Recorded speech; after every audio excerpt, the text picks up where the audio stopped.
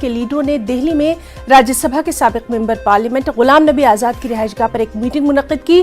اس meeting میں منیش تیواری، آنند شرما، ششی تھرور سمیت 18 لیڈروں نے شرکت کی۔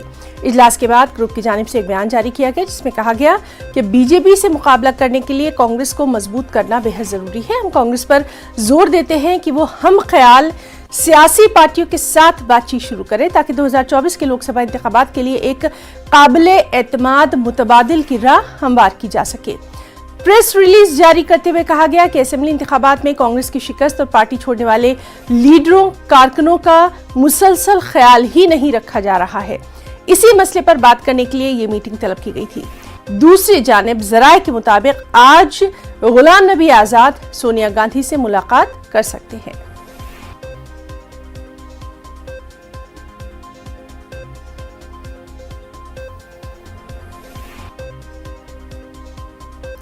سی بی آئی نے جامعہ ملیہ اسلامیہ کے شعبہ سول انجینئرنگ کے پروفیسر خالد معین کو 1 لاکھ روپے کی رشوت لیتے ہوئے گرفتار کیا ہے۔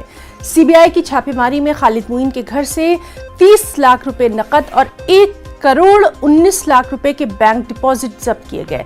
معین کو دہلی کی ایک کمپنی سے رشوت لیتے ہوئے گرفتار کیا گیا۔ معین پر الزام ہے کہ انہوں نے مبینہ طور پر گروگرام میں چنتلس پیراڈائز اپارٹمنٹس کو نقلی سیکیورٹی سرٹیفکیٹ فراہم کیا تھا۔